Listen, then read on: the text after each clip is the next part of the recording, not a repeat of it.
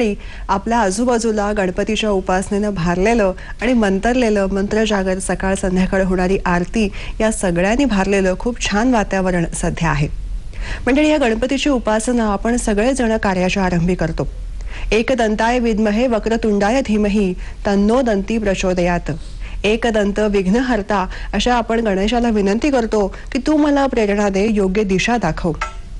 आपल्या सगळ्या अडीअडचणींवरती हा उपाय असतो. सगळ्या अडीअडचणी, ताणतणाव, आपल्या कार्याचा भार आपण त्याच्या शिरावर सोपवतो आणि निश्चिंत होतो, आणि त्यासाठीच करत असतो ही गणेशोपासना. आणि या गणेशोपासनेमध्ये भक्तीचं प्रतीक आहेच आहे, आणि शक्ती असलेली गौरी ही आपल्या मदतीला असतेच. शक्ती भक्तीची ही उपासना, त्याचा मेळ कसा साधला जातो आणि ही नेमकेपणाने उपासना कशी केली जावी, याविषयी आज आपण माहिती घेणार आहोत. आणि त्या दृष्टीने आज आपण आमंत्रित केलेला आहे प्रवचनकार अलका मुतालिक यांना. अलकाताई, नमस्कार. नमस्कार. गणपती विशेष हॅलो सखीमध्ये आपलं मनपूर्वक स्वागत. नमस्कार. अलकाताईंविषयी सांगायचं म्हणजे शाळा आणि महाविद्यालयामध्ये त्या इंग्रजी आणि संस्कृती या विषय शिकवतातच, आणि त्याचबरोबर त्यांची विविध पुस्तकं आणि वर्तमानपत्रामधल्या लेखांमधूनही आपल्याला त्यांचा परिचय आहेच आहे. परमार्थ, अध्यात्म हा त्यांचा अभ्यासाचा विषय आहे. उपनिषद, गीता, भागवत तसंच समर्थ संप्रदायाचा अभ्यास हा त्यांचा महत्त्वाचा अभ्यासाचा विषय आहे. ओवीबद्ध शाकंभरी चरित्र, बलराम चरित्र, भागवतावरचं पुस्तक अशा विविध माध्यमातून त्यांचे लेख आपण वाचत आहोतच. आता आपल्या चर्चेला सुरुवात करूया. तत्पूर्वी आमचे दूरध्वनी क्रमांक टिपून घ्या. संपर्कासाठी दूरध्वनी क्रमांक आहेत 24908050, 24988050. मुंबई बाहेरील प्रेक्षकांसाठी STD कोड आहे 022. आजचा आपला गणपती विशेष हॅलो सखीचा विषय आहे, आणि ऐकूया अलकाताईंकडून उपासनेविषयी अधिक माहिती. अलकाताई, गणपतीचं स्वरूप जे आपण मुख्यतः बघतो, त्यामागची भावना काय असते? मुळामध्ये गणपती जो आहे तो निर्गुण निराकार असा आहे, आणि आपण सगळे सगुण किंवा साकार असल्यामुळे निर्गुण निराकारापर्यंत आपण काही जाऊन पोचत नाही.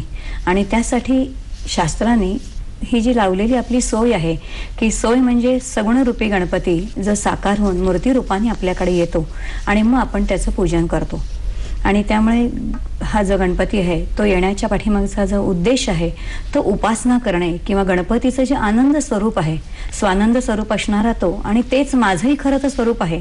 पण अज्ञानामुळे आपण ते स्वरूप विसरलो, आणि ते विसरलेलं स्वरूप पुन्हा या निमित्ताने आपण गणपती तत्वाच्या निमित्ताने त्या आनंदाकडे जावं, ही शास्त्राचा पूर्ण दृष्टिकोन असल्यामुळे ह्या सर्व उपासना आपल्याकडे शास्त्राने दिलेल्या आहेत. बर, पण मग गौरी आणि गणपती या दोघांच्या एकत्रित पूजनाचं महत्त्व नेमकं काय असतं? खरं सांगायचं तर ह्या सगळ्या तत्वाच्या उपासना आहेत. जे वैदिक काही आपले पूजा करणारे लोक आहेत, त्यांचा उद्देश असा आहे की श्रावण महिन्यापासून ह्या तत्वांच्या उपासना सुरू होतात.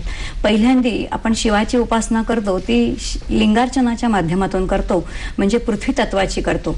त्यानंतर येणारा गणपती जो आहे तो आपतत्वाचा आहे. त्यानंतर येणारी गौरी जी आहे ती अग्नितत्वाची आहे. त्यानंतर आपल्याकडे पितरांचं पूजन येतं आत्ता पक्ष पंधरवड्यामध्ये, ते वायू स्वरूप आहेत. आणि त्यानंतर येणारी दिवाळी जी आहे ती संपूर्ण दीपपूजन म्हणजे ज्ञानाचं पूजन, म्हणजेच आकाश तत्वाचं पूजन आहे. असं एक एक तत्वाचं पूजन संपूर्ण शास्त्रांनी याच्यामध्ये बसवलेलं आहे. बरं, पण म्हणजे दोघांच्या स्वरूपामध्ये जे आहे त्याच्या मागनं काही संदेश आपल्याला येतो असं का? गौरीचं स्वरूप किंवा गणपतीचं स्वरूप, आणि मुख्य म्हणजे तो एक आकर्षणाचा बिंदू असतो गणपतीचं स्वरूप काय आहे, किंवा गौरीचं नटवण्यामागे त्या सगळ्या वेगवेगळ्या पद्धती, या सगळ्याविषयी आज आपण आपल्या कार्यक्रमामध्ये बोलणार आहोत. आता सुरुवातीला असं येतं की गणपतीच्या स्वरूपामागचं प्रतीक काय असतं? खरं सांगायचं तर गणपती हा संपूर्ण जो आहे ते पंचमहाभूताचं प्रतीकच आहे. आपलं जे पृथ्वी तत्व आहे त्याचं संपूर्ण जे प्रतीक आहे ते आयत आहे. आणि त्यानंतरच येणारे जलतत्व जे आहे ते वर्तुळ तत्व आहे. त्यानंतर येणारं अग्नितत्व जे आहे त्याचा उलटा त्रिकोण आहे. त्यानंतर येणारं वायू तत्व ज्याला आपण म्हणतो त्याचे चंद्रकोर आहे. आणि आकाश तत्व जे आहे त्याचं येणारं जे आहे ते ज्योती तत्व आहे. ही तत्व जर एकमेकांवरती ठेवलं तर आपोआपच गणपतीचा आकार त्या ठिकाणी अतिशय व्यवस्थित आपल्याला पाहायला मिळतो. आणि त्यामुळे संपूर्ण गणपतीची जी आकृती आपल्या समोर आहे ते संपूर्ण प्रतिकात्मकच आहे. खरं सांगायचं तर तो आपल्याला संदेश आहे. अगदी त्याच्या असणारे प्रचंड मोठे कान जे आहेत ते आपल्याला विद्येची देवता ती म्हटलेली असल्यामुळे विशेषत्वाने ते विद्यार्थ्यांच्यासाठी आहे. आणि त्यामुळे विद्यार्थ्यांनी पुष्कळ काही श्रवण करावं. श्रवण करताना पुन्हा सुपासारखे कान आहे. सुपाचं कामच आहे की सालं टाकून द्यायची आणि धान्य घ्यायचं. तसंच सगळं काही ऐकावं, पण त्यातलं नेमकं सार काय आहे ते सार घ्यावं आणि आसार टाकून द्यावं. आणि त्यामुळे नेमकं काय, डोळे जे आहेत ते अत्यंत बारीक आहेत. बारीक डोळे शास्त्र असं म्हणतं की जो अत्यंत विचारी आहे, मनन करणारा आहे, तो विचारी करणाऱ्या माणसाचे डोळे बारीक असतात. याचा अर्थ विद्यार्थ्यांना सूक्ष्म दृष्टी आली पाहिजे. त्यामुळे त्याचे डोळे अत्यंत बारीक आहेत. सोंड त्याची जी आहे ती वक्रतुंड आहे. खरं सांगायचं तर ही सोंड 2 प्रकारांनी काम करते. एक म्हणजे घ्राणेंद्रिय म्हणून पण आणि एक म्हणजे तोंड म्हणून पण, म्हणजे रसना ज्याला आपण म्हणतो. जशी आपली जिव्हा रसना म्हणूनही काम करते आणि बोलण्याचंही काम करते. गणेशाचंही तसंच आहे. त्यामुळे ही सोंड जी आहे ती माऊलींनी सुरेख म्हटलेलं आहे की विवेकच आहे.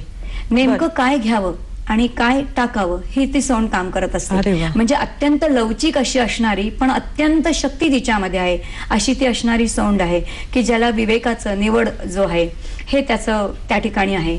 किंवा त्याचं लंबोदर ज्याला म्हटलेलं आहे, खूप मोठं पोट आहे. याचा अर्थ विद्यार्थी हा ज्ञानार्जन करणारा असला पाहिजे. त्यांनी प्रचंड ज्ञान मिळवलं पाहिजे. आता ज्ञान मला पुरे असं म्हणता कामा नये. ते सतत मिळवलंच पाहिजे. त्यामुळे त्याचे असणारे 4 हात, त्याच्या हातामध्ये असणारा अंकुश जो आहे, ही सगळी एक एक प्रतीक आहेत. त्याच्यामध्ये असणारा स्वानंद जो मोदक आहे तो स्वानंदाचं प्रतीक आहे. आतापर्यंत आपल्याला अशी सवय झाली की काहीतरी जगामध्ये आपल्याला मिळालं की आपल्याला बरं वाटतं, पण तसं नाही. आपल्या प्रत्येकाच्या अंतरंगामध्ये आनंदाचा एक स्रोत आहे आणि तो आनंदाचा स्रोत म्हणजे स्वानंद. प्रत्येक जीव हा स्वानंदाने सुखी होत असतो. पण आपल्याला मात्र अज्ञानाने वाटतं की अरे मला आज नवीन साडी मिळाली म्हणून मला आनंद मिळाला. बरं का, असं नाहीये. हे दाखवणारा त्याचा तो मोदक आहे आणि त्यामुळे संपूर्ण त्याचा जे आकार आहे तो एक प्रतिकात्मक आहे आणि म्हणून आपल्याकडे मूर्तीपूजन जे आहे ते प्रतिकात्मकच मानलेलं आहे. वा, खूप छान माहिती दिलीत. याविषयी आपल्याला एक फोन आलेला आहे, तो आपण घेऊया. डॉक्टर श्रीकृष्ण पाडगावकर आपल्याशी बोलू इच्छितात. नमस्कार मॅडम. नमस्कार डॉक्टर, बोला. माझे 2 प्रश्न आहेत. बोला. पहिला प्रश्न असा आहे की हल्ली श्रद्धेचा गणपती न म्हणता नवसाचा गणपती म्हणण्याची पद्धत रूढ होत चालली आहे, तर यावर आपलं मत काय आहे? आणि दुसरा प्रश्न असा आहे की गणपती अथर्वशीर्षाची निर्मिती कशी झाली? गणक ऋषींनी निर्मिती केली असं म्हटलं जातं, तर याबाबत अथर्वशीर्षाचं थोडक्यात महत्व आणि त्याची निर्मिती कशी झाली याबाबत थोडक्यात माहिती द्या. अवश्य. आपले दोन्ही प्रश्न आमच्यापर्यंत पोहोचलेले आहेत. ताई, पहिला त्यांचा प्रश्न असा होता की श्रद्धेचा गणपती असं खरं असलं तरी अलीकडे नवसाचा गणपती असं म्हणण्याची प्रथा खूप आपल्याला दिसते. त्याविषयी तुमचं मत काय? खरं सांगायचं तर गणपती जो आहे तो सगळी विघ्न नाहीशी करणार आहे. विघ्न हरताच तो आहे आणि सुख करताच आहे. त्याचं स्वरूप आनंद देणं हेच आहे. आणि आपण सगळे प्रापंचिक जे ते इतके दुःखाने गांजलेलो असतो, शेवटी आपल्याला आधार हवा असतो, आलंबन हवं असतं आणि ते आलंबन आपण गणेशाचंच घेतो आणि म्हणून तो नवसाचा झाला. खरं सांगायचं तर तो प्रेमाचा असला पाहिजे, तो श्रद्धेचाच विषय असला पाहिजे. यामध्ये काही दुमत असायचा प्रश्नच नाही. तो श्रद्धाच असली पाहिजे. पण आता आपल्यासारख्यानेच तो काय केलेला आहे तर तो नवसाचा केलेला आहे, त्याला काही इलाज नाही. दुसरा प्रश्न असा आहे की गणक ऋषींनी संपूर्ण जे अथर्वशीर्ष केलं अत्यंत पौराणिक काळ आहे. त्यामुळे काळाचा विचार केला तर आपल्याला त्यात कधी नेमकं काय केलं हे सांगता येत नाही.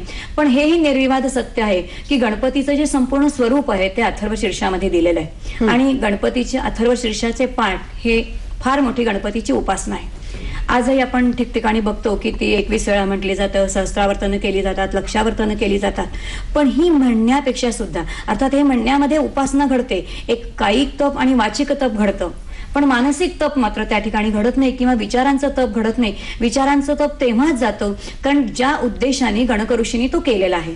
कारण गणपती जर गुणत्रयातीत असेल तर या जीवानेही कधीतरी गुणत्रयातीत व्हायला पाहिजे. म्हणजे माझ्यामध्ये 3 गुणांचा कोणता कोणता प्रादुर्भाव आहे, कधी कधी होतो, ह्याच्या पलीकडे मला जाता येतंय का हा विचार केला पाहिजे. मी देहत्रयातीत असेल तर देहांच्या शिवाय मी आहे असा कधीतरी मला अनुभव आहे का? आणि जर देहत्रयातीत होण्यासाठी कधीतरी मी माझे देहाचे लाड चोचले कमी केलेत का? ही खरं तर हा पूर्ण उपासनेचा विषय आहे. आणि म्हणून अवस्था त्रयातीत गणपती आहेच. खरं सांगायचं तर जीव अवस्था त्रयातीतच आहे. कारण जागृत अवस्थेमध्ये आपण जगामध्ये जे जे काही चाललेलं आहे त्याचा वेध आपण घेतच असतो. स्वप्नामध्ये सुद्धा आपण काही बघत असतो. जागे झाल्यानंतर म्हणतो की आज मला स्वप्न पडलं, मी स्वप्नात ते दर्शन घेतलं. याचा अर्थ स्वप्नाचाही मी साक्षी आहे, जागृत अवस्थेचाही मी साक्षी आहे. बरेच वेळेला गाढ झोप लागलेली असते आणि गाढ झोपेतून उठल्यानंतर आपण पटकन म्हणतो की अरे मला किती गाढ झोप लागली होती. पण कधीतरी आपल्या मनामध्ये प्रश्न येतो का की गाढ झोप लागली हे कोणाला कळलं? याचा अर्थ एक तत्व याही जीवामध्ये अवस्था त्रयातीत आहे आणि त्या तत्वापर्यंत जाण्यासाठी खरं सांगायचं तर गणपतीची उपासना आहे, गणपतीच्या अथर्व शीर्षाची उपासना आहे. ही जाणून बुजून जर केलेली उपासना असेल तर निश्चितच आपल्याला त्या तत्वापर्यंत जाता येईल आणि त्या स्वानंदाचा आपल्याला अनुभवही घेता येईल. वा, अशीच माहिती आम्ही तुमच्याकडून अजून घेणार आहोतच, पण तत्पूर्वी घेतोय थोडीशी विश्रांती. बघत रहा आपली वाहिनी, सह्याद्री वाहिनी आणि आजचा हॅलो सखी गणपती विशेष.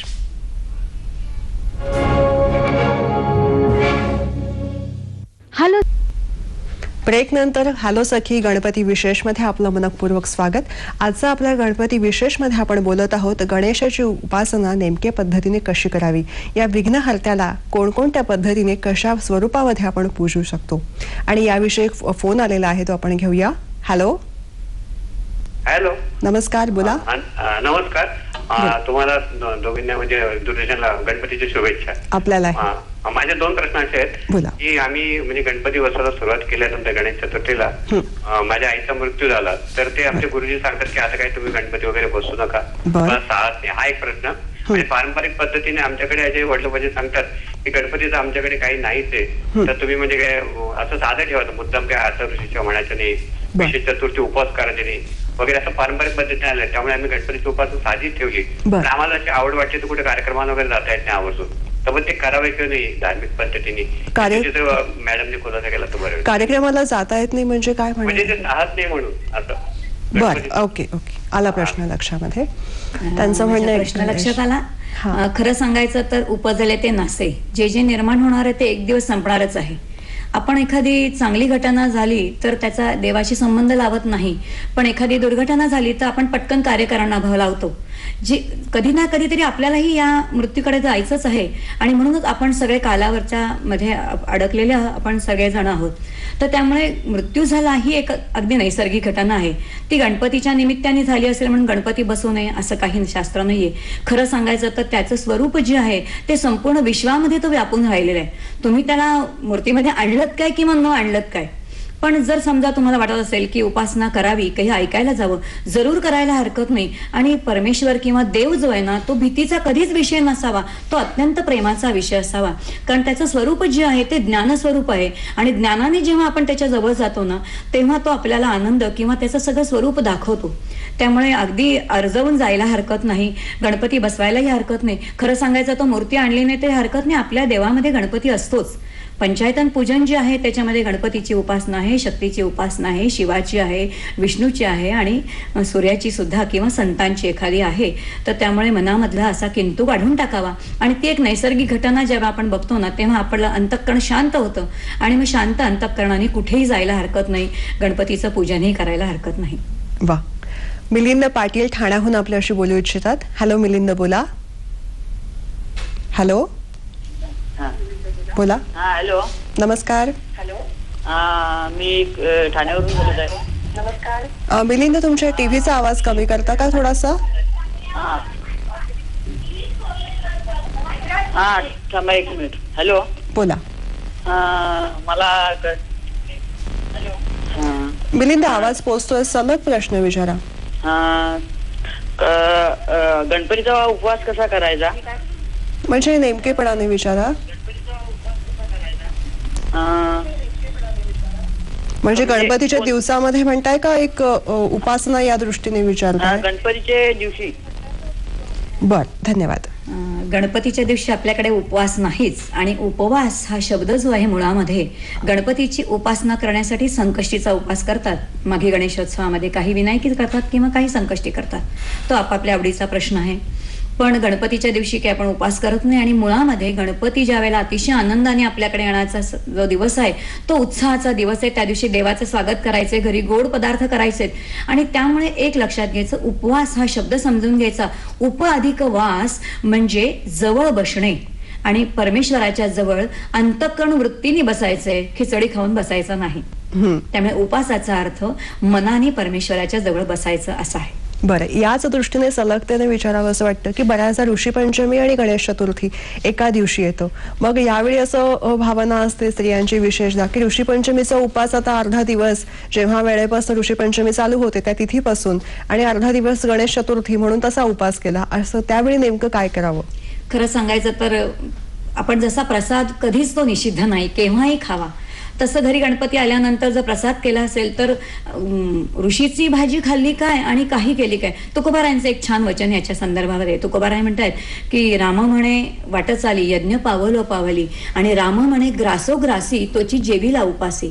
याचा अर्थ आपल्या उपास्य दैवताचं केवळ स्मरण करत आपण काही जर अन्न सेवन केलं तर त्याचं पुण्य हे उपासा इतकंच आहे. इतकं साधं आपल्या संतांनी आणि शास्त्रांनी सांगून ठेवलंय. त्यामुळे गणपतीचं नाव घ्यावं आणि सगळं अन्न सेवन करायला काही हरकत नाही, कारण तो त्या दिवशी त्याचा प्रसादच असतो. मुळात मनामध्ये कुठलाही किंतु भाव न ठेवता सश्रद्धेने जे वाटेल आणि जे भावेल मनापासून करावं असं वाटेल ते करून पुढे जावं. अगदी, कारण अत्यंत भावाचा विषय आहे. आणि श्रद्धा जी आहे, सतच्या ठिकाणी धारणा असणं, बुद्धी ज्या ठिकाणी स्थित होणं, त्यालाच आपण श्रद्धा म्हणतो. आणि जर गणपतीवरती किंवा ज्या दैवतावरती आपली श्रद्धा आहे त्या श्रद्धेने काहीही केलं तरी त्या तत्वापर्यंत पोचतं. खरं सांगायचं ते शरीराने केलेलं पोचणार नाही, पण मनाने केलेलं तिथपर्यंत नक्की पोचतं. बर, विष्णू गोपाळ यांचा ठाण्याहून फोन आहे. हॅलो, बोला.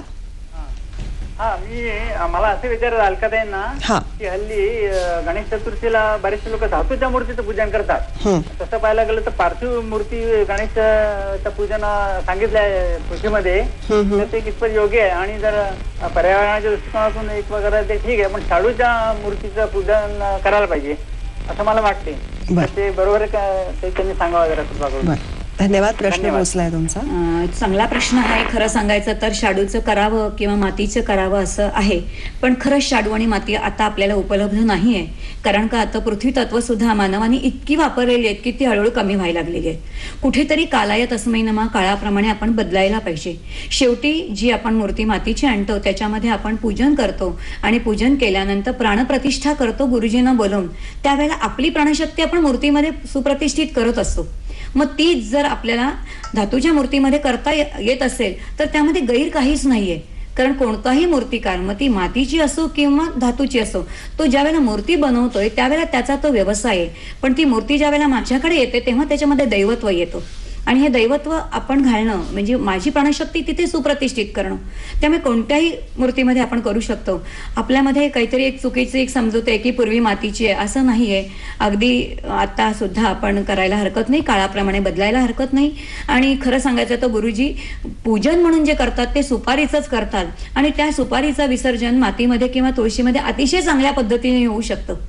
आणि जर पर्यावरणामध्ये जर आपण प्लॅस्टर ऑफ पॅरिस टाळून जर मूर्तीचं पूजन करत असू तर ते समाजाचं हित आहे आणि समाजाचं हित हे शेवटी आपलं हित आहे हे आपण कधीतरी मान्य करायला हरकत नाही.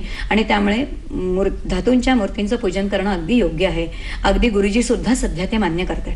बरं, आपण वक्रतुंड गणेश असं म्हणतो तर यामागे काय उद्दिष्ट किंवा खरं सांगायचं तर 4 उत्पत्ती सांगितलेल्या आहेत. एक म्हणजे वक्रान तुंडयती ती वक्रतुंड, हा जो वाकड्या मार्गाने चालतो त्याला आपोआप ईश्वर काही ना काहीतरी शिक्षा देतच असतो, तो वक्रतुंड अशी एक सांगितलेली फोड आहे.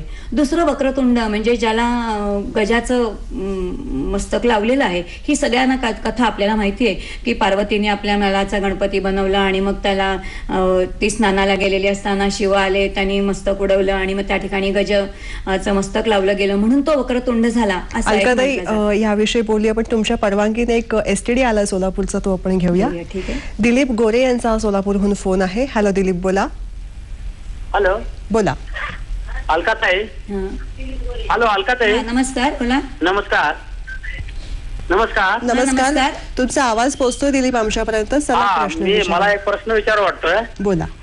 हे जे आपण गणेश स्थापना करतो तर ते मूर्ती आपण जो विसर्जन न करता आपण ठेवू शकतो का? बर, तुमचा प्रश्न पोहोचलाय. धन्यवाद. खरं सांगायचं तर आवाहन केलं तर विसर्जन करणं आलं. गणपती तत्वाचं आवाहनही करता येत नाही आणि विसर्जनही करता येत नाही, तो नित्य आहेच. पण मूर्ती जर आणली असेल तर त्याचं विसर्जन करावं असं शास्त्र सांगतं. कारण काय होतं, मूर्ती कधीतरी त्याला मूर्तीला झीज आहे आणि झिजल्यानंतर जर एखादा अवयव गेला तर उगाच आपण कार्यकरण भाव लावत राहतो आणि त्या दृष्टिकोनातून त्याचं विसर्जन करणं आवश्यक आहे. अन्यथा बाकी ठेवायला काही हरकत नाही. पण किती दिवस तुम्ही ठेवणार आणि नंतर ती खराब झाली तर शेवटी मातीची असेल तर मग पुन्हा त्याचं पूजन करणं, नवीन आणणं हे आलं. त्यापेक्षा त्या वेळेला त्याचं विसर्जन करून टाकावं आणि योग्य आहे. म्हणजे शास्त्र दृष्टिकोनातून आवाहन केलं की विसर्जन केलं, अन्यथा करूच नाही. मगाशी त्या अनुषंगाने प्रश्न आला होता की धातूची मूर्ती ठेवावी का. मग धातूची मूर्ती ठेवल्यानंतर पुन्हा मग प्राणप्रतिष्ठा दरवर्षी आपण नव्याने पुन्हा त्या मूर्तीमध्ये करायची आणि मग 10 दिवस की 1.5 दिवस 7 दिवस जसं आपापल्या पद्धतीने गणपती ठेवतो, मग त्यावेळी काय केलं जावं. खरं सांगायचं तर शास्त्र असं म्हणतं की कोणतीही मूर्ती असू दे, ज्या वेळेला मूर्तीच्या मध्ये आपण प्राणप्रतिष्ठा करतो, म्हणजे गुरुजी येतात आणि त्यावेळेला प्राणप्रतिष्ठा केली जाते, तेव्हा ती प्राणप्रतिष्ठा खरं सांगायचं तर 24 तासच त्याच्यामध्ये असते असं शास्त्र म्हणतो. बर. त्यामुळे देवत्व तिथे 24 तास आहे, त्यानंतर हळूहळू त्याचं जे सामर्थ्य आहे ते कमी व्हायला लागतं. आता ते सामर्थ्य कमी होऊ नये असं वाटत असेल तर 7 दिवस 5 दिवस सातत्याने उपासना त्या ठिकाणी असावी. मग ती त्या पद्धतीने आपल्याकडे ज्या सांप्रदायिक पद्धतीने असेल त्याप्रमाणे करायला हरकत नाही. पण कुठेही असलं तरी ज्या वेळेला प्रतिष्ठापना केली जाते तेव्हा शास्त्रानुसार, शास्त्र काय सांगतं असं नावाचं पुस्तक बाजारात आहे, त्यातही त्यांनी असं स्पष्ट म्हटलेलं आहे की देवत्व जे आहे ते 24 तासानंतर हळूहळू कमी व्हायला लागतं. मग ते दोन्ही मूर्तींमध्ये तसंच असणार आहे. आपण थोडा वक्रतुंडाचा विचार करत होतो तो याविषयी बोलूया, पण एक फोन घेऊया पुण्याचा. एक सखी आपल्याशी पुण्याहून बोलू इच्छितात. हॅलो सखी, बोला. सखी बोला. हॅलो बोला. हॅलो बोला, तुमचा आवाज पोचतोय. सलग प्रश्न मला विचारायचं होते की आम्ही कोकणस्थ ब्राह्मण आहोत. बर. आणि मला विचारायचं की मी उभ्या गौरी बसवायला 3 वर्ष झाली सुरुवात केली आहे, पण त्या योग्य आहेत की नाही मला माहिती नाही. माझ्या मुलीच्या हौसेसाठी मी केल्या सुरू, म्हणजे माझ्या गणपती 5 वर्ष 10 वर्ष झाली मी बसवते. तर कोणी सांगतं की विचारून बसवायला पाहिजे वगैरे, पण माझ्या मते देवाचं करणं काही वाईट नाहीये. त्या ह्याने मी उभ्या गौरी बसवायला सुरुवात केली. मला काही असे अनुभवही नाही आलेत वाईट, पण तरी म्हटलं पुढे एकदा तुम्ही आहे आज विशेष म्हणून विचारावं. बस एवढंच मला प्रश्नाचं उत्तर द्यावं. बरं, धन्यवाद. आपला प्रश्न पोहोचलाय. छान प्रश्न आहे. खरं सांगायचं तर कोकणस्थांकडे खड्याच्या गौरी असतात आणि देशस्थांकडे उभ्या गौरी असतात. पण जर अतिशय आवडत असेल, कारण तर ते सगुण रूप ज्यावेळेला समोर दिसतं जेव्हा आपण उभ्या करतो तेव्हा त्याला नटवताना खरं सांगायचं तर आपली अंतःकरण वृत्ती त्या शक्ती रूपाशी इतकी एकरूप झालेली असते, विलक्षण आनंद आपल्याला त्याच्यामध्ये मिळतो. आणि तो जर आपल्याला मिळत असेल तर तितका वेळ आपली वृत्ती प्रपंचातून सहज बाहेर निघालेली असते आणि त्यामुळे तो आनंद अगदी ठेवायला हरकत नाही. खड्यांच्या ऐवजी जर उभ्या बसवत असाल तर त्याच्यामध्ये काही हरकत नाही. मगाशीच म्हटलं की ही सगळी उपासना जी आहे ती आत्मानस्तु कामाय, आपल्या शांतीसाठी, आपल्या समाधानासाठी, आपल्या श्रद्धेसाठी करायची असते. प्रेमाने ही सगळी उपासना करायची आहे. त्यामुळे अजिबात त्याच्यामध्ये काही किंतु मनामध्ये आणू नये. बरं, मगाशी आपण वक्रतुंडाविषयी बोलत होतो. वक्रतुंडामध्ये आणखीन एक विषय असा आहे की ज्याच्यामध्ये योग मार्गामध्ये जो गणपती आहे तोही वक्रतुंड समजला जातो. असं म्हटलं जातं की पाठीमागून जर आपली आकृती आपण स्वतः बघितली तर आपला जो मेंदू आहे तर तो गणपतीचं मस्तक आहे, त्याच्या उजव्या बाजूला आणि डाव्या बाजूला जी सगळी केंद्र आहेत ते जणू काही गणपतीचे कान आहेत. आणि पाठीच्या कण्यातून गेलेली जी सुषुम्ना नाडी आहे, ज्याला आपण कुंडलिनी शक्ती म्हणतो, ती सोंड आहे. आणि त्यामुळे हा योगा मार्गाचा गणपती आहे असं समजलं जातो. याचा अगदी आपल्याला दाखला मिळतो ते म्हणजे त्वम मूलाधार स्थितोसी नित्यम. आणि मूलाधार स्थित जे आहे ते मूलाधार केंद्र हे आपल्या ओटीपोटाच्या खाली म्हणजे नाभीच्या खाली आहे. आणि शास्त्राने असं म्हटलंय की आपले किती जन्म झाले ते आपल्याला माहिती नाही. आपल्या प्रत्येक जन्मामध्ये जी जी काही आपण चांगली किंवा वाईट कर्म करतो त्या सगळ्याचा पाढा, जसं कॉम्प्युटरमध्ये चिप असते तशी आपली ही चिप कुठे असते तर ती मूलाधार केंद्रामध्ये असते. त्याचा अधिष्ठाता गणपती आहे आणि त्यामुळे त्याला स्मरून जर आपण सगळी कामं केली तर आपल्याला जीवनामध्ये यश मिळतं. अरे वा.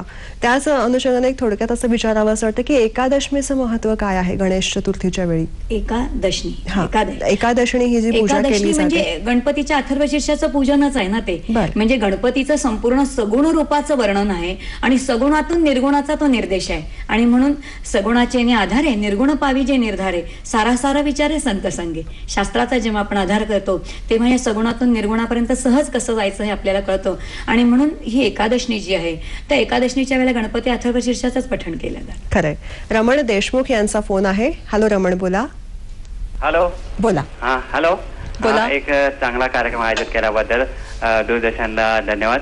माझा असा प्रश्न आहे की 1.5 दिवसाचा, 5 दिवसाचा, 7 दिवसाचा, काही ठिकाणी 21 दिवस, काही दिवसा महिनाभर गणपती असतो, ते याच्या मागे काय शास्त्र आहे का? आणि दुसरं सध्या जे शास्त्रापेक्षा जे फॅशनही झालेले आहे गणेशोत्सव करणं, म्हणजे समाज प्रबोधन बाजूला असेल पण फॅशन झालेले आहे, त्याबद्दल मान्यवरांनी मार्गदर्शन करावं. आणि आवाहन केल्यानंतर मोठी देवत्व येतं तर ते प्रत्येक ठिकाणी काय फॅशन झाल्यामुळे देवत्व पाळलं जात नाही, त्याबद्दल मान्यवरांनी मार्गदर्शन करावं अशी माझी अपेक्षा आहे.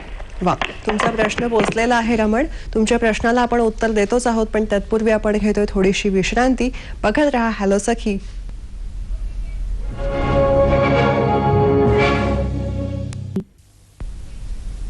नमस्कार. ब्रेक नंतर गणपती विशेष हॅलो सखीमध्ये आपलं पुन्हा एकदा स्वागत. आजच्या आपल्या विषयाकडे जाऊयाच, पण तत्पूर्वी जाणून घेऊया मेडिकेअर ऑनलाईनचा आजचा विषय. आजचा आपला गणपती विशेष हॅलो सखीचा विषय आहे गणपतीची उपासना या दृष्टीने. मंगलमूर्ती, विघ्नहर्ता, ज्ञानदाता, पण नुसता ज्ञानदाता नाहीये तर तो बुद्धिदाता. ही बुद्धी आपल्याला सुबुद्धी कशी ठरावी, योग्य मार्गाला ती बुद्धी कशी वळवावी, चांगले विचार कशा पद्धतीने यावेत या दृष्टीने हा उपासना करायला आपल्याला भाग पडतो, किंवा शिकवतो असं आपण म्हणूया. त्याची उपासना नेमकेपणाने कशी करावी, त्याचे प्रतिकात्मक संदेश काय आहेत याविषयी आज आपण जाणून घेत आहोत. आणि त्या दृष्टीने आपण आमंत्रित केलेलं आहे अलकाताई मुतालिक यांना. प्रवचनकार आहेत त्या. आपण ब्रेक घेण्यापूर्वी अलकाताई एक फोन आलेला होता रमण देशमुख यांचा. त्यांनी म्हटलं होतं काही जण 1.5 दिवसांचा, काही दिवस 5 दिवसांचा, काही ठिकाणी 10 दिवसांचा असा गणपती असतो. मग त्यामागे उत्सवाचं स्वरूपच जास्त दिसून येतं का, या दृष्टीने त्यांचा प्रश्न होता. मगाशीच सांगितलं तसं खरं सांगायचं तर देवत्व जे आहे ते 24 तासापर्यंत आहे, पण काही आपल्याकडे पारंपरिक पद्धती आपण करतच जातो आणि त्या करताना परंपरेने अशा केलेल्या होत्या आणि म्हणून त्या अशा आपल्याकडे कौटुंबिक काही वारसा येतो आणि त्या वारसेने आपण 1.5 दिवस, 5 दिवस, 7 दिवस जर आपल्याला त्याच्यामध्ये समाधान मिळत असेल तर तसं करायला काही हरकत नाही, कारण शेवटी ह्या सगळ्या पाठीमागे आपल्याला मिळणारं समाधान हे अत्यंत महत्वाचं आहे. दुसरा तुम्ही प्रश्न विचारलात की आज जे सार्वजनिक उत्सवाचं जे स्वरूप आलंय ते कितपत योग्य आहे. टिळकांनी ज्या वेळेला सार्वजनिक उत्सव सुरू केला त्यावेळेला त्यांच्या पाठीमागे काहीतरी निश्चित एक भूमिका होती आणि त्यावेळेला देशापुढे एक ध्येय होतं. ध्येय असताना त्यांनी केलेली ती चळवळ होती. चळवळीचं जेव्हा त्याचं पूर्ण ते ध्येय प्राप्त झालं त्यानंतर त्याचं काही काम झाले संपून गेलं. पण आज तसं जर सामाजिक हे सगळे जे आपण बघतो की उत्सव चाललेले आहेत त्याच्या पाठीमागे एक तरी निदान विचार असला पाहिजे, तो म्हणजे निदान सत्वगुणी लोकांची वाढ तरी होतीये का या निमित्ताने, का केवळ रजगुणाचा आणि तमगुणाचा आविष्कार आपल्याला बाजारामध्ये दिसतोय. आणि हे जर दिसत असेल, कारण गणपतीचं ते स्वरूप नाहीये, तिन्ही गुणांचा असणारा स्वामी ज्याला समर्थ म्हणतात, गुणाधीश जोईश सर्व गुणांचा, मुळारंभ आरंभ तो निर्गुणांचा, तिन्ही गुणांचा अधिष्ठाता असणारा तो, त्याचं जर मी स्मरण केलं तर रजगुण आणि तमगुण जे आहेत ते मला कमी जाचतील. आणि नेमकं समाजामध्ये आज या 2 गुणांचं प्राबल्य आपल्याला ह्या सामाजिक उत्सवाच्या निमित्ताने दिसतंय. याचा अर्थ जाणीवपूर्वक ही गोष्ट केली जात नाहीये आणि याचा एकच इलाज आहे की शुद्ध तत्वज्ञान किंवा शुद्ध ज्ञान त्यांच्यापर्यंत जावं. गणपतीला आपण प्रार्थना करू की कधीतरी त्यांची उपासना फळाला यावी आणि त्यांना त्याचं भान व्हावं. अन्यथा ते पाण्याच्या प्रवाहाबरोबर जसं काळाच्या प्रवाहाबरोबर वाहत चाललेले आहेत, बाकी आपण काही दुसरं करू शकत नाही त्यांना. खरंय. संतोष यांचा मालवणहून फोन आहे. हॅलो संतोष, बोला. हॅलो, नमस्कार. नमस्कार. मला एक प्रश्न आहे. चतुर्थीच्या आदल्या दिवशी जर सुतक आलेलं असेल तर मेलेलं सुतक तर गणपतीचं पूजा कधी करायची, पूजा मूर्ती ठेवायची का?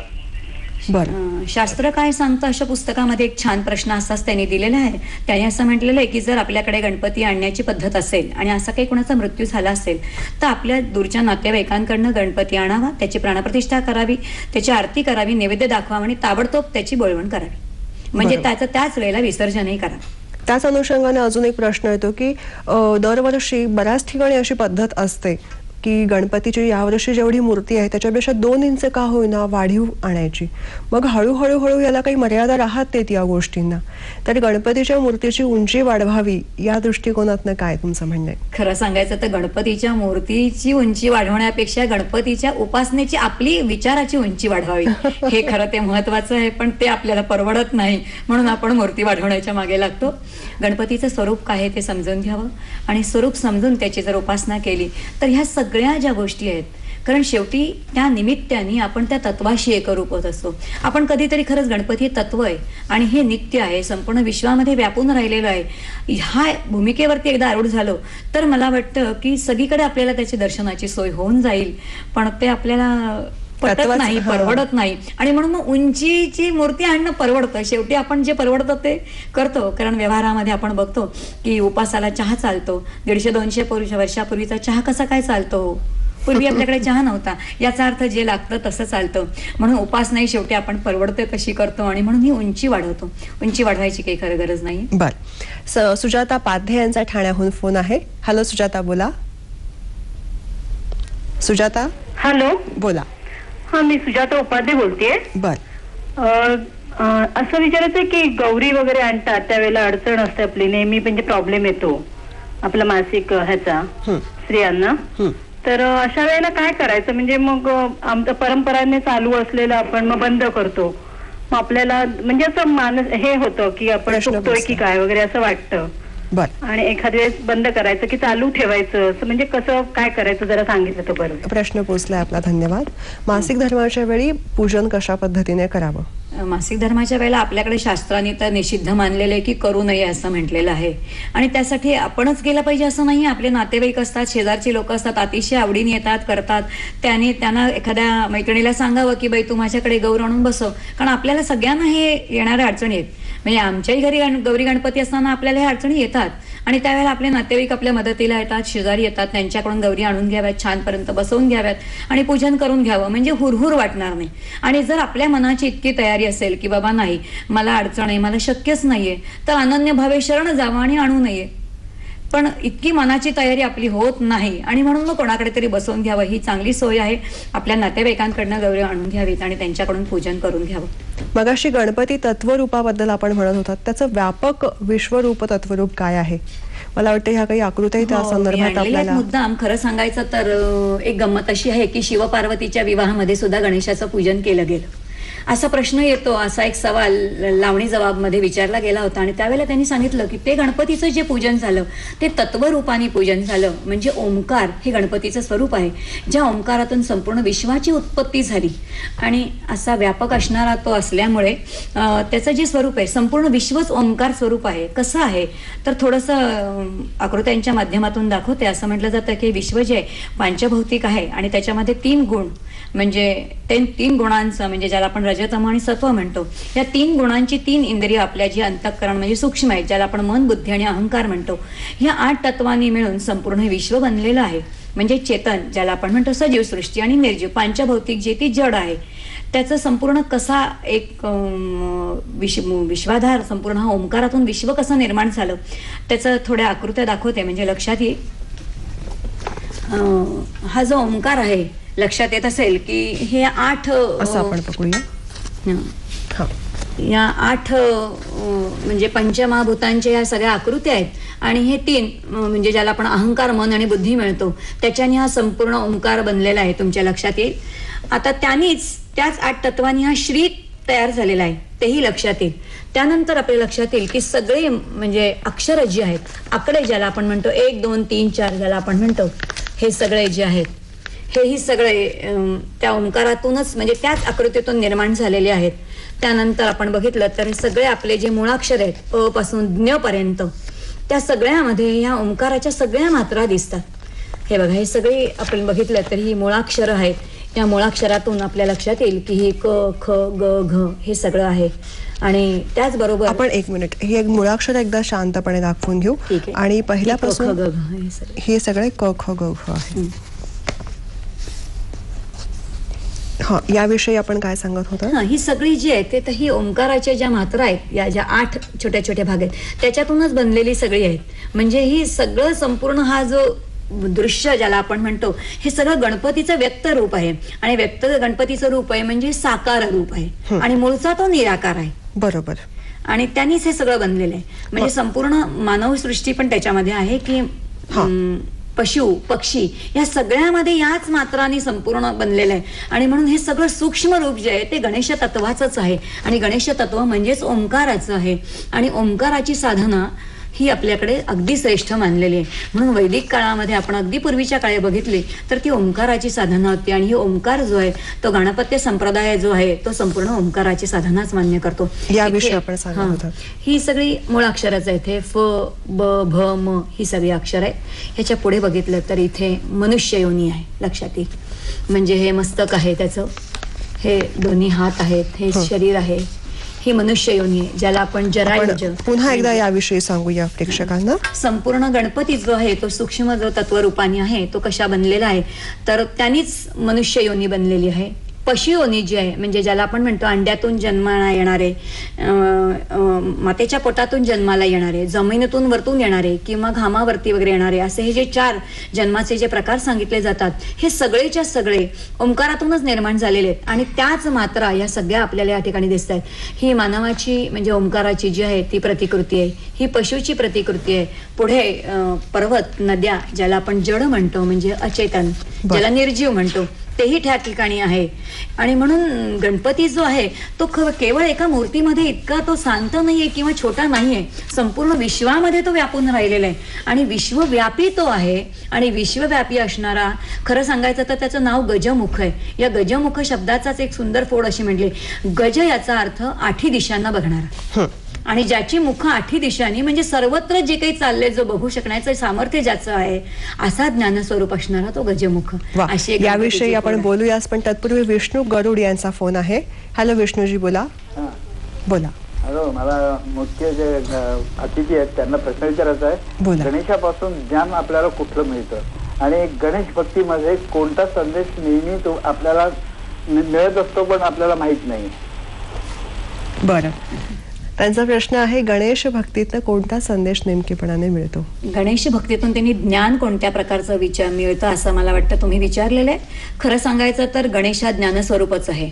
आपला मानवी जेव्हा आपण जन्माला येतो त्यावेळेला आपण बऱ्याच गोष्टी ज्ञान मिळवण्याचा प्रयत्न करतो, पण ज्ञान हे मिळवता येत नाही. ज्ञान ही असण्याची गोष्ट आहे. आपण बरेच वेळा म्हणतो की मला हे कळत नाही, पण मला कळत नाही कोणत्या आधारावरती म्हणतो, याचा अर्थ असणारं ज्ञान वेगळं आहे आणि होणारं ज्ञान वेगळं आहे. हे नित्य ज्ञान स्वरूप असणारा प्रत्येक जीव जे आहे ते ज्ञान जे आहे, ज्याला आपण मूळ ज्ञानाचं स्वरूप म्हणतो, हे गणपतीचं स्वरूप आहे. आणि त्या ज्ञानाच्यामुळे 14 विद्या आणि 64 कला हे सगळ्याच्या सगळ्या त्याच्या कृपेने प्राप्त होतं. त्यामुळे ज्या ठिकाणी आपल्याला मिळवायचंय ते सगळं ज्ञान त्याच्या कृपेने मिळतं. बरोबर आहे. आणि कदाचित लोकमान्य टिळकांचंही त्यामागे हाच उद्दिष्ट होतं की ह्या उत्सवात या गणेशाचे पूजन करणारा एवढा सगळा समूह आहे तो या गणेशोत्सवाच्या रूपाने एकत्रित येतो आणि एका ध्येयाने भारून त्यांना पुढे जायला नक्कीच मदत होते. सामुदायिक उपासनेचं एक वेगळं आपल्याकडे महत्वच मानलेलं आहे, किंवा घरात वैयक्तिक उपासना ही मुक्तीसाठी किंवा मोक्षासाठी अगदी मान्य आहे, पण सामुदायिक ज्या वेळेला उपासना केली जाते तेव्हा समाजामध्ये सत्वगुण वाढावा. आणि सत्वगुणाचं ज्या वेळेला विराट दर्शन होतं ना, त्यावेळेला साहजिकच जी दुष्प्रवृत्ती आहे ना ती हळूहळू त्याचं खच्चीकरण व्हायला लागतं.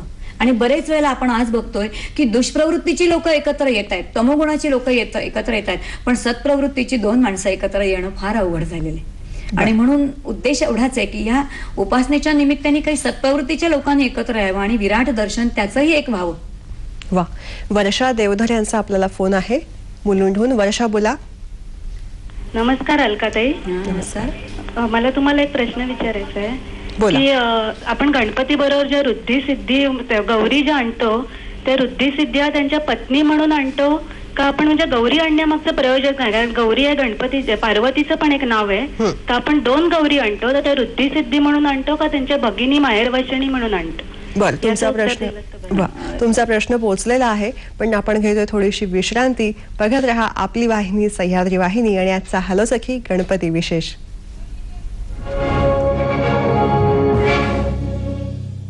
ब्रेक नंतर आपलं गणपती विशेष हॅलो सखीमध्ये पुन्हा एकदा स्वागत. आपल्या बाप्पाचं आगमन झालेलं आहे, पण नेमक्या प्रकारे या बाप्पाचं पूजन कसं करावं, उपासना कशी करावी आणि आपल्या मनामध्ये डसत असलेल्या छोट्या छोट्या शंकांचं समाधान करण्यासाठी आज आपण आमंत्रित केलेलं आहे अलकाताई यांना, आणि अलकाताईंकडनं आपण याविषयी माहिती घेतोय. अलकाताई, ब्रेक घेण्यापूर्वी प्रश्न होता की गौरीचे हे पूजन केलं जातं तर गौरी ही पार्वती म्हणून पूजली जाते का रिद्धी सिद्धीचं प्रतीक म्हणून? रिद्धी सिद्धी हा जो उल्लेख आहे तो गणपतीच्या पत्नींचा उल्लेख आहे. गणपतीचे जे 3 अवतार आहेत त्यातला पहिला जो आहे तो महत्कट ज्याला म्हटलेले, दुसरा जो आहे तो गुणेश आहे. त्या गुणेशामध्ये रिद्धी आणि सिद्धी न येता सिद्धी आणि बुद्धी अशा 2 त्याच्या पत्नी म्हटलेल्या आहेत. बरं, आता लक्षात येईल की या दोन्ही वृत्ती आहेत. मूळ ज्या वेळेला आपण विचार करायला लागतो तर ह्या बुद्धी वृत्ती आहे. आणि सिद्धी ही पण एक वृत्ती आहे की म्हणजे ह्या अत्यंत सूक्ष्म अशा असणाऱ्या वृत्ती आहेत. पण खरं सांगायचं तर ह्या 2 पत्नी आहेत असं म्हणून येतो. पण गौरी मात्र ज्या येतात त्या गौरींचं पूजन पत्नी म्हणून येत नाही, या दोघी त्याच्या भगिनी म्हणूनच येतात. आणि म्हणून आपण ज्येष्ठा आणि कनिष्ठा आहे. गौरी येते ती पण कोणत्या आपण बघितलं तर या गौरींचं वैशिष्ट्य असं आहे की त्याला कोणती तिथी नाही आहे, नक्षत्रावरती ती येते. म्हणजे अनुराधा नक्षत्रावरती ती येते, ज्येष्ठा नक्षत्राला ती जेवते आणि मुळा नक्षत्राला तिचं विसर्जन होतं. आणि त्यामुळे ती दोघी बहिणी समजल्या जातात. म्हणून ज्येष्ठा आणि कनिष्ठा अशा या दोघी बहिणींचं स्वरूप म्हणून त्या ठिकाणी येतात. आणि म्हणून माहेरवाशिनी म्हटल्या जातात. काही ठिकाणी गौराई म्हणतात, पण गौराई ही म्हणायची पद्धत आहे कारण ती शक्तीची उपासना आहे. गौरी हे त्याचं नाव आहे, आईचं नाव आहे गौरी म्हणून.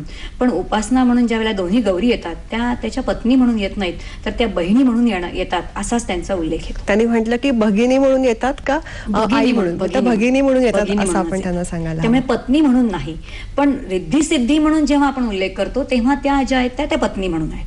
सहस्रावर्तनांचं महत्व गणेश पूजनामध्ये उपासनेमध्ये खूप आहे, तर त्यामागचं उद्दिष्ट काय आहे? किंवा अथर्व शीर्षालाही महत्व आहेच. पुढचा टप्पा आहे तो सहस्रावर्तन, याविषयी काय सांगाल? खरं सांगायचं तर गणपतीचं 2 मुख्य आपल्याला ग्रंथ दिसतात. एक म्हणजे आपण बघितलं तर गणेश पुराण दिसतं आणि दुसरं जे येतं तर ते म्हणजे मुद्गल पुराण. मुद्गल पुराणामध्ये त्याच्या स्वरूपाचं वर्णन आहे आणि गणेशामध्ये चरित्राचं वर्णन आहे. ह्या सगळ्या गणपती अथर्व शीर्षामध्ये गणपतीचं समग्र स्वरूप दिलेलं आहे. आणि ते समग्र स्वरूप ज्या वेळेला समजेल ना तेव्हा उपासना ही वेगळी करायची गरज होणार नाही.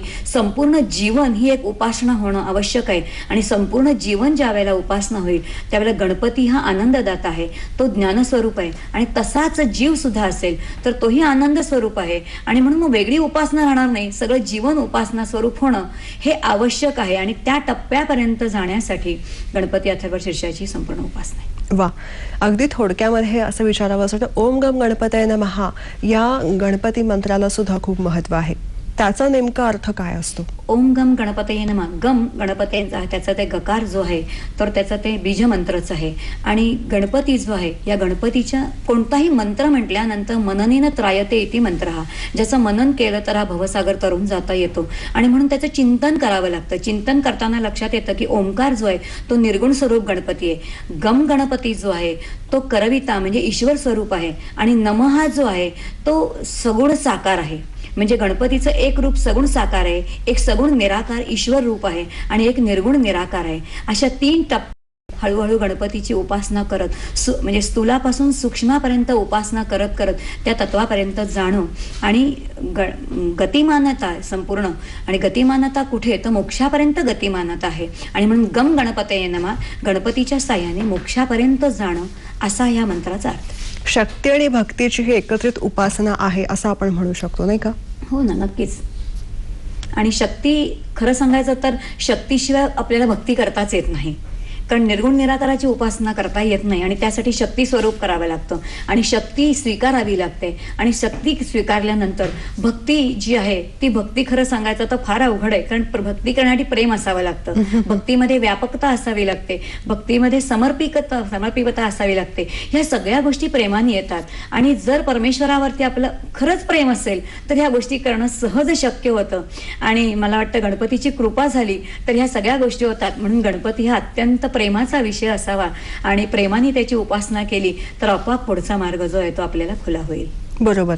विसर्जनाच्या वेळी आपण असं बघतो की विसर्जन केल्यानंतर तिथली काही माती किंवा 4 खडे का होईना ते पाटावर घेऊन आपण येतो परत. त्यामागे काही उद्दिष्ट आहे का? खरं सांगायचं तर त्याचं विसर्जन होतच नाही ना. आणि म्हणून मग विसर्जन करायचं नाही. आता ते व्यवहारामध्ये आपण विसर्जन केलं पण शेवटी गणपती तत्वाचं विसर्जन होतच नाही. म्हणून पुन्हा त्याला आपण त्या मातीच्या स्वरूपात आणतो. याचा अर्थ लक्षात येईल की घट बनला तर घट फुटतो, पण माती स्वरूपात नित्य आहे. तसा गणपती जरी गेला म्हणजे मूर्ती रूपाने जरी गेला तरी तत्वरूपाने तो नित्य आहे. हाच त्याच्या मागचा संदेश आहे. वा, हे तत्वरूप गणेश, वेगवेगळ्या गणेशाची प्रतिकात्मक काय रूपं आहेत याविषयी आपण खरंच खूपच छान माहिती दिलेली आहे. मंडळी, मुळात या बाप्पा हा आपला आहे आणि या आपल्या बाप्पाचं आपण मनापासून उपासना करणं, कुठलाही किंतु कुठलीही शंका मनात न ठेवता जे काही वाटतं ते अगदी स्पष्टपणे आणि आपल्या मनातल्या भावना त्याच्यापर्यंत पोहोचवणं हे खूप महत्त्वाचं आहे. मनात शुद्ध हेतू असेल तर भावना नक्कीच पोचतात. अलकाताई, आज आपण इथे आलात आणि इतकी छान माहिती दिलीत. या विघ्नहर्त्याविषयी मनामध्ये बऱ्याच शंका असतात, त्यांचंही आपण समाधान केलं. दूरदर्शनतर्फे मी आपले आभार मानते. धन्यवाद. नमस्कार. नमस्कार.